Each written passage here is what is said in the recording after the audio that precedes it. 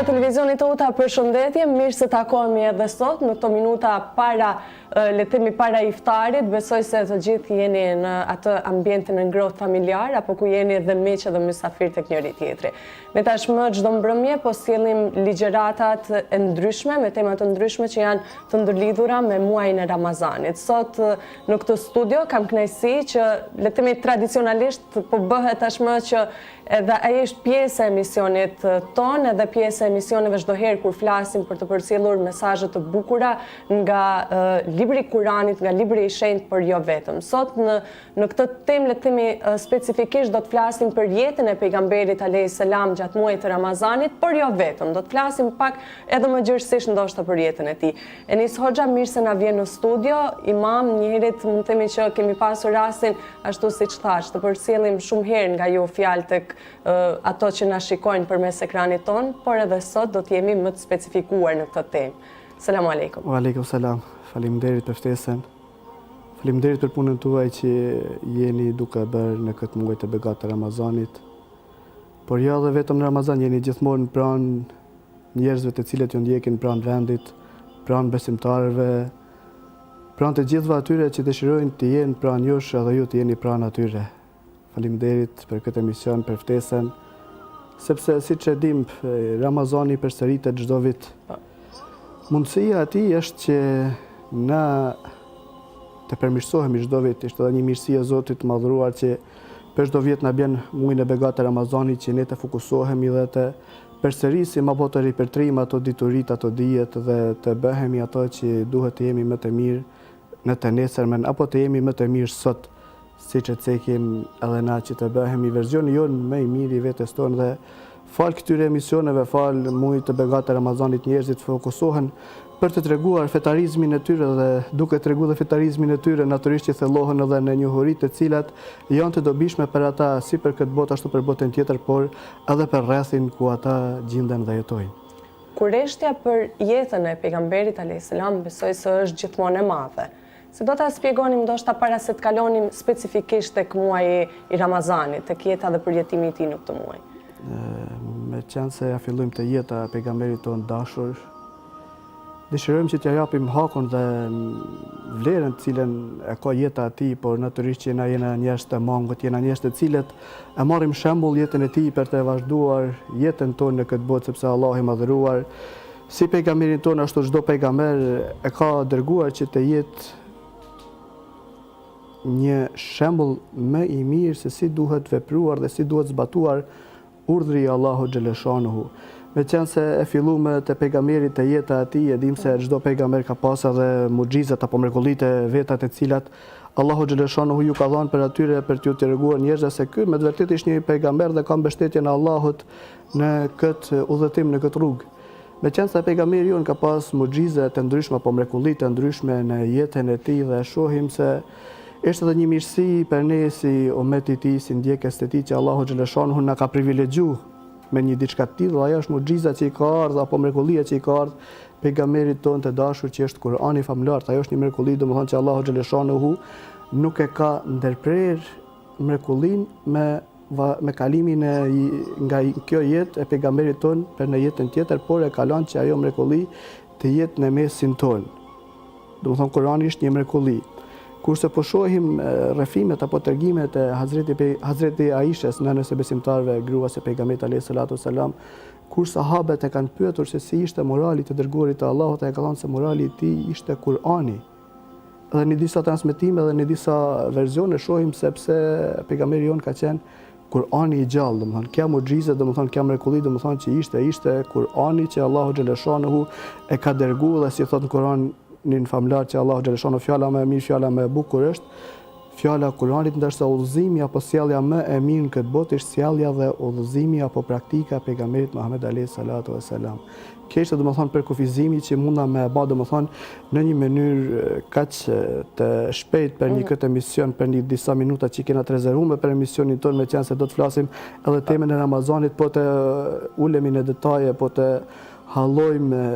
detajet apo ti analizojmë, domethënë do të shohim përsëri mrekulli si te Kurani famlar, si te jeta e pejgamberit alayhis salatu wasalam, si po ashtu edhe mrekulli tek ata besimtarë apo tek ata persona të cilët e ndjekin sunetin e pejgamberit, por natyrisht që ata janë të lidhur edhe me Kur'anin famullar, ku me qenë se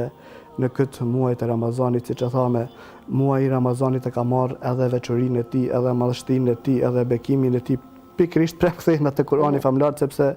Allahu i madhëruar në suret e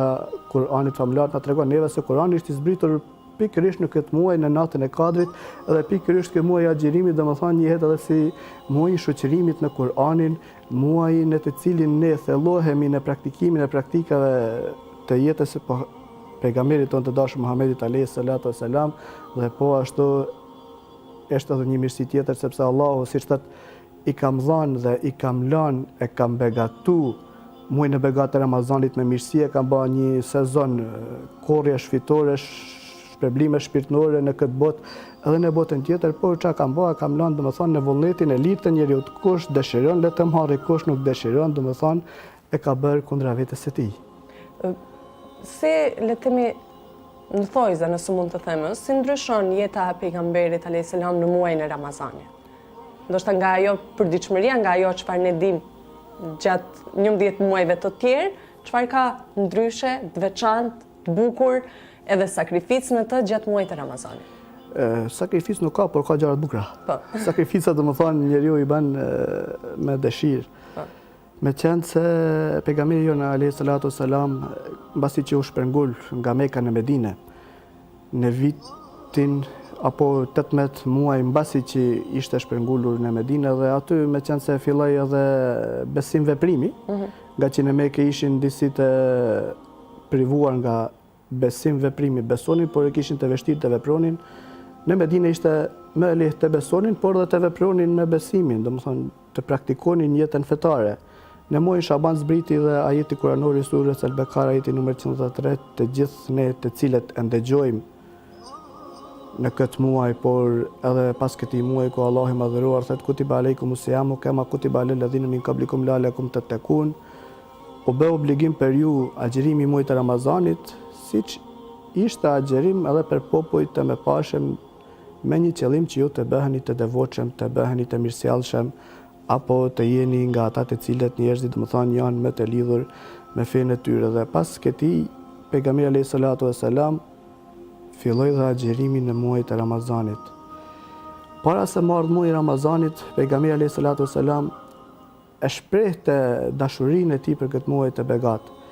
E shprehte dashurinë sepse i përgatiste sahabët e tij me lutjen që na përgatitana edhe sot, edhe thojmë Allahumma barik lana fi Rajab wa Shaban wa balighna Ramadan, që do të thotë Zoti jon na jep neve begatinë dhe mirësinë e muajit në Rajab dhe Shaban, dhe na mundeso që të jetojmë dhe të arrijmë muajin e Ramazanit. Kjo ishte domethënë dashuria e tij para se me ardh, para se me fillu muaji i Ramazanit, që përgatiste veten dhe hapte ata myshdet apo ata si hariqet sahabeve që erdhi muaji i Ramazanit, përgatituni për të dhe lutini Allahun e madhëruar që të na japin bereqet në këto 2 muaj, dhe me qenë se jemi në praktik të muajit të Ramazanit, që të arrijmë me mirësitë e tij muajin e begatë të Ramazanit dhe të agjerojmë atë. Me qenë se para se fillimit dëshiroj të shprehi dhe të ceki disa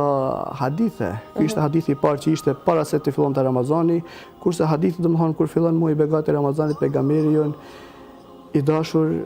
siç e shohim në traditën e tij dhe në hadithet dhe në lajmet që përcillet, ai e ndiqte hënën, sepse hëna shënon edhe fillimin e muajit të begatë të Ramazanit, dhe pasi që e shihte se ka filluar muaji i begatë i Ramazanit, thirrte tekbire, madhëronte Allahun xhaleshanuhu, falënderonte Allahun xhaleshanuhu, kërkonte mirësi të këtij muaji të begatë të Ramazanit që ka filluar, dhe lutte Zotin e madhëruar që ta ruaj dhe t'i largojë ato të këqija të cilat mund të vinë nga ky muaj.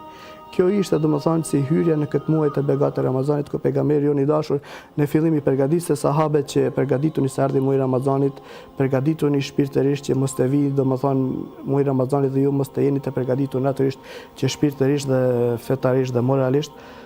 pasi që vinte bënte edhe këtë lutje dhe këtë dua që Allahu i madhëruar të japi begati në këtë muaj të begatë, por natyrisht që ta ruaj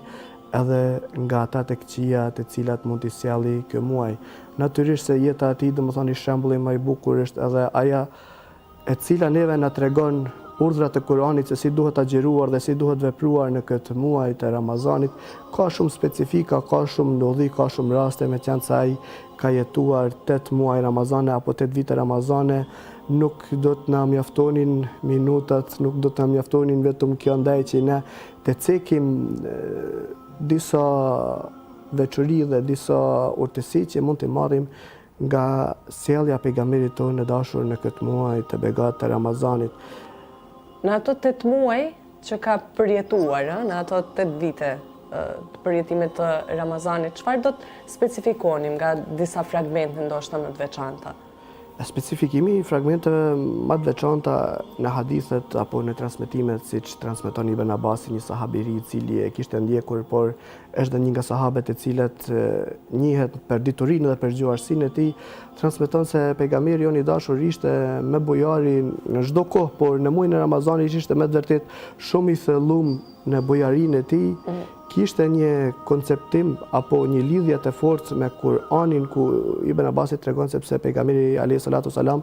çdo natë me Xhibrilin alayhi salam e lexonte Kur'anin njëri tjetrit. Kemi edhe transmetime që tregon edhe Enesi, Zoti qoftë i kënaqur me të, se pejgamberi alayhi salatu sallam me qenë se lexonte Kur'anin u veçonte në dhomën e tij, meditonte rreth porosive të Kur'anit, por edhe e madhëronte Allahun Xheleshanuhu në këtë muaj të begat. Por nuk duhet të harrojmë dhe nuk duhet të anashkalojmë, sepse muaji i begat i Ramazanit është ai muaj në të cilin ne lidhemi me të gjitha ibadetet. Si lidhemi me të gjitha ibadetet, sepse është edhe namazi që është i obliguar, e shpeshtojmë, kemi veçorinë e namaz. Është agjerimi që është po ashtu si namazi shtylla e fesë islame, që kush agjeron muajin e Ramazanit duhet të jetë ndër ata të cilët i ndjekin urdhrat. Po ashtu është edhe dhënia e zakatit. Po ta bëjmë një lidhje na siç e cekem me këta 3 shtylla themelore të fesë islame, shohim se agjerimi i muajit Ramazanit, do të thonë, njeriu e privon, e largon nga disa ndalesa edhe mundeson atë që ai të ketë një vetë kontroll më tepër mbi veten e tij apo mbi egon e tij. Kohët e namazeve të cilet ndoshta më shumë i kushtojmë rëndësi në muajin e begat të Ramazanit, që ta falim namazin në kohë dhe në kohën kur ai ka filluar, sepse shpërblimin e tij është më i madh. Neve na udhëzon dhe na mëson që të kemi një kujdes ndaj kohës dhe ne ta menaxhojmë kohën dhe jo koha neve. Kurse natyrisht, domethënë, siç thash, edhe zakati që është, domethënë, ndarja e pasurisë, lëmoshave, ato të cilave të janë të obligume nga ne, por edhe sadakavet e tjera na jep neve një mundësi që ne të jemi prap superiore ndaj pasurisë tonë, që na të veprojmë me pasurinë siç dëshirojmë ne, por jo pasuria të veprojë me ne siç dëshiron ajo, duke dashur që ne kemi ato edhe një vetë frenim më të madh në këtë muaj të Ramazanit, me këto 3 veçori që i ceka, që desh më pak edhe u largume nga jeta e pejgamberit tonë të dashur, por ja vlen edhe disa praktika që t'i cekim nga jetët tona në këtë muaj të begat të Ramazanit, që të thellohemi, të meditojmë edhe ne nga ato porosi, jo vetëm të flasim se siç ka qenë dhe siç është vepruar, por dhe të anashkalojmë, të thellohemi, të analizojmë dhe të meditojmë mbi jetën e pejgamberit tonë të dashur, duke e përkthyer atë dhe tërhequr një vijë paralele me jetën tonë dhe me jetën e tij në këtë muaj të begat të Ramazanit, por veçanërisht në këto ditë të cilat ne po jetojmë, ku janë edhe shpërblimet shumë të mëdha nga Zoti i madhëruar. Kur themi këtë, a mund të themi që nga ajo çfarë përcjellim edhe nga ajo çfarë transmetojmë nga jeta e pejgamberit alayhis salam gjatë muajit të Ramazanit, disi ne tani ta përshtasim me këtë kohë atë praktik të tillë, le të themi, ta përshtasim me këtë kohë që ne po jetojmë aktualisht muajin e Ramazanit? Mund ta përshtasim me këtë kohë, pa më kujtohen disa tregime apo disa hadithe, disa habere, disa lajme nga jeta e pejgamberit tonë të dashur. Përsëri kjo vjen nga nëna jon Hazreti Aisha, Zoti qoftë i kënaqur me të, kur po pikërisht në këtë muaj të Ramazanit, Aisha ishte në shtëpi dhe vjen një gru me 2 fëmijët e saj në dorë, siç është transmetimi, dhe kërkon diçka që t'i japi, dhe Hazreti Aisha kishte vetëm 2 hurma dhe ja dha këta 2 hurma. Nëna që ishte njërën hurmë jo dha vajzave, fëmijëve, kurse tjetrën e futi në gojë. Fëmijët ja kërkuan edhe pjesën e hurmës që e kishte në gojë, ndërsa ajo nxorri, e ndau dhe jo dha përsëri fëmijëve. Kjo sjellje e preku Hazreti Aishën dhe vendosi që t'i tregoj pejgamberit, domethënë se ishte një diçka që e kishte preka thella i tregoj pejgamberit, kurse pejgamberi domethënë i kthehet Hazreti Aishës dhe i thet që kjo hurm ka qenë sebeb që Allahu xhaleshanuhu ta bëj farz apo obligim për të xhenetin, ose një transmetim tjetër si shtohet e ka ndaluar që ajo të jetë pjesë e xhehenemit, apo të ndeshkohet për veprimet që ka bërë. Shohim domethënë një detaj i vogël në këtë muaj begat të Ramazanit, një hurm, një iftar, si e kena na traditë dhe obligim që të shtrojmë sofrat e iftarit,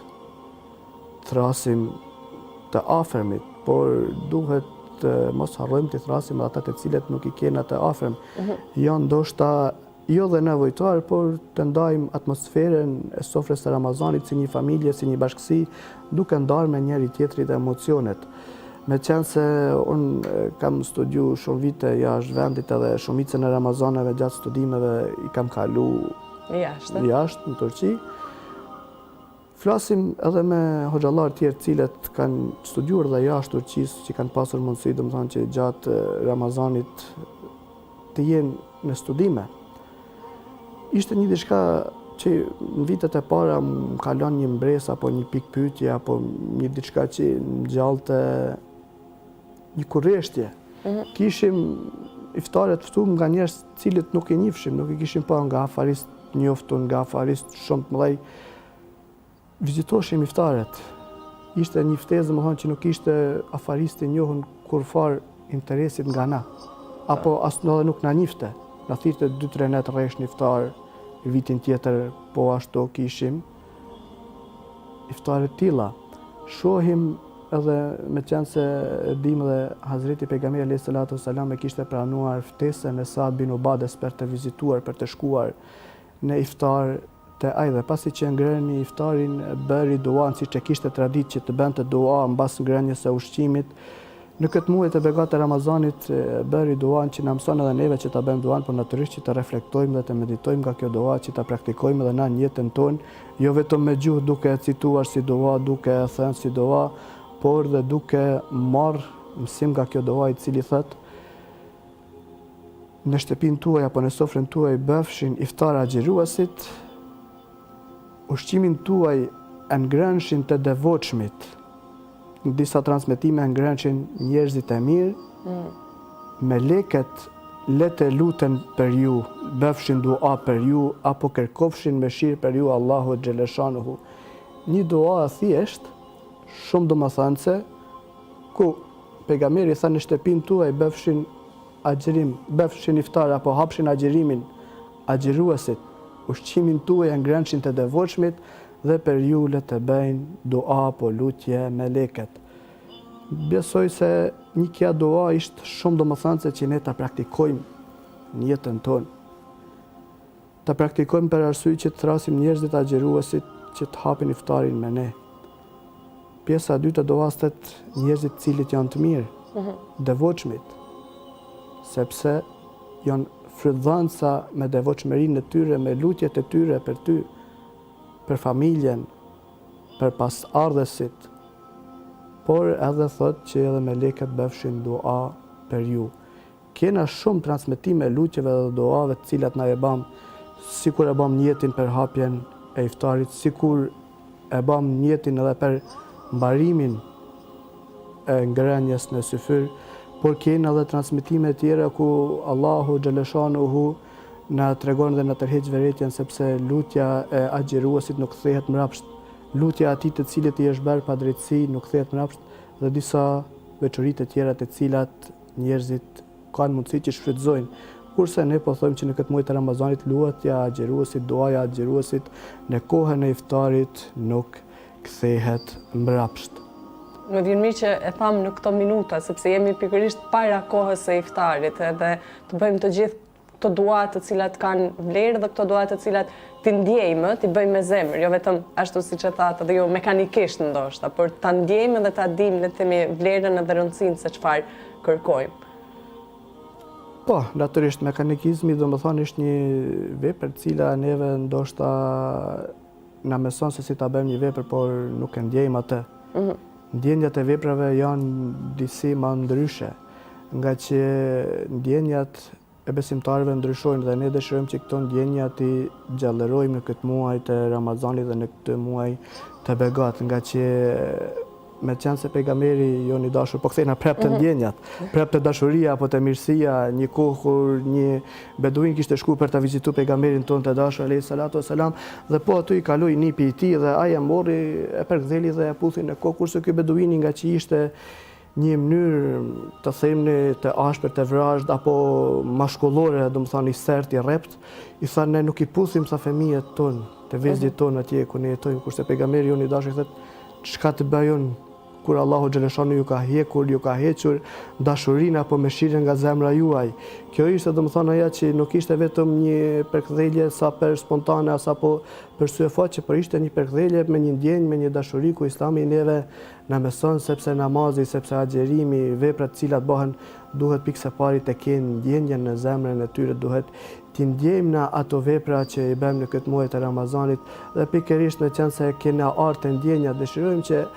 çdo kush para Ramazanit, siç thamë ne, edhe ish përgatit për këtë muaj të Begat, ku na si imam, si hoxhallar, nëpër median, nëpër rrjetet sociale, ka vlu apo hadithi pejgamberit tonë të dashur, erdhi Ramazani, erdhi Ramazani, erdhi Ramazani, dhe gjithë jena përgatit për këtë muaj të Begat, domethënë me prit se erdhi, kena bë plane sa iftare, kena me shku sa iftare, kena me da nëpër cilat xhamia do na mi vizitu, por nuk e kena bë një plan. Plani më i rëndësishëm ish plani çfarë dona me bëna me të vërtetë në këtë muaj të Ramazanit, cili është plani jonë, cila është marrëdhënia jonë me Zotin xhaleshanahu. Si e ka mund të lidhjen me të që të veçohem pak edhe të mendoj që ky Ramazan domethënë tjetë Ramazani më i mirë që e kam jetuar do i herë në jetën time, me ndjenjat më të bukura që mund ta ketë jetuar në Ramazanet që ka kaluar. Kjo është domethënë ai plani që dëshirojmë që edhe duhet që ta bëjmë, që erdhi Ramazani tani. Nuk ka do fali 30 taravi pa ndërprerje, 29 taravi me qenë se ka ky Ramazan. Do jemi pranishëm në të gjitha xhamiat, do të jemi pranishëm në shpërndarjen e shumë iftareve, por çfarë ke njerti? Cila është aja e vërtet që e ke bë planin dhe je ulë dhe ke thonë këtë Ramazan unë do veçohem, nuk do i harroj gjitha agjerimet, taravit, namazet, por do ketë edhe një moment kur do reflektoj. Pejgamberi alayhi salatu wasalam kur e falte namazin e taravis, që është edhe gjallërimi i netëve të Ramazanit, por emrin taravia mori në kohën e Hazreti Omerit, po ishte namazi që i gjallëronte. Sahabet, me qenë se e kanë pasë e kishte fali natë, ishin mbledhur dhe natën e dytë që me falë me pejgamberin, ata që s'kishin pas mundësi, por dhe ata që kishin pas mundësi. Kurse pejgamberi ishte i veçu në dhomen e tij, në odën e tij, kurse ta papriçin çaj të dilte dhe të printe në namaz. Disave jo kishte shku në mendje se pejgamberi apo kishin bisedu se e ka harru, ka fjet, e ka neglizhu, kurse ai kur dolin sabah me foli tha, as nuk është se nuk ju kam dëgju, tha juve që jeni të pranishëm, as nuk është se kam neglizhu, domethënë adhurimin, por unë jam nalë dhe kam meditu, kam fol. Kam kënd, domethënë i kam ripërtri ato ndjenja që është ai momenti kur që thamon që nana veçohna, mendojmë, flasim me Zotin, meditojmë mbi ajetet e Kur'anit në gjuhën shqipe, kur i lexojmë sa i kuptojmë, sa atëherë kur i kuptojmë edhe e ndjejmë mesazh cilin Zoti xhaleshanuhu neve na dërgon, sepse siç thash, Kur'ani është një mucizë, është një mrekulli, domethënë që nuk është ndërprej, edhe çdo person kur e lexon domethënë ndjen këtë mucizë në këtë mrekullinë e veten e tij me mesazhin që Zoti atij drejtohet dhe me të kuptimin e atij mesazhi që ai në atë moment e merr, domethënë që është një mesazh, është një e folme me Allahun, me Zotin e tij. Përsëri kthehen atë një fragment tjetër, po natyrisht ka ndodhur në të njëjtën vend në mesxhidin e pejgamberit tonë të dashur, në shtëpinë e tij, kur pejgamberi u veçonte në 10 netet e fundit për në itikaf, për të përsëritur dhe për të folur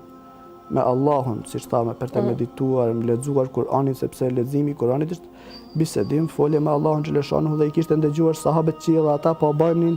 të njëjtën praktik, po lexonin Kur'anin, por po lexonin Kur'anin me zot të lartë. Dhe ishin ndarë gjithë në grupe, gjithë secili përveç, dhe pejgamberi alayhi salatu wasalam del nga dhoma e tij dhe ju thot çfarë po bëni? Çeni duke bën, çfarë po bëni? Jeni të folë me Zotin tuaj, s'keni nevojë thot me ngrit zanin nalt, me shqetësu njëri tjetrin. Gjithsecili e lexon, flet me Zotin, mediton, përkushtohet në atë meditimin, në qetësimin e tij shpirtëror, në ripërtrirjen e tij shpirtërore, duke i dhënë vedit mundësinë që ai të jetë Ramazani më i bukur që e ka kaluar, por duke i dhënë vedit mundësinë që pas këtij Ramazani do të jem edhe më i mirë në jetën e përditshme, në praktikimin e atyre urdhresave të cilat jena të obliguar që të praktikojmë në këtë botë. Shpresojmë që le të jemi më të mirët gjatë këtij muaji të Ramazanit. Falenderoj që përcolle kaq mesazhe të bukura edhe në këtë emision sonte, duke dëshiruar agjerim të lehtë, të pranuar për ty personalisht, për gjithë familjen edhe miqt edhe dashamirësit e dashur. Le të jetë një muaj i cili sjell vetëm begati dhe çdo të mirë. Amin. Jo rëm gjithë besimtarëve agjerim të lehtë të pranuar. Mos të harrojnë ata njëri tjetrin, siç thash, në shkëmbimin e vizitave, në dua, në lutje, në mirësjellje, duke dashur që gjithë secili nga ne të jetë një njeri më i përkushtuar në këtë muaj të begat të Ramazanit, me Zotin e tij, me fenë e tij dhe me veten e tij për të përmirësuar dhe për të bërë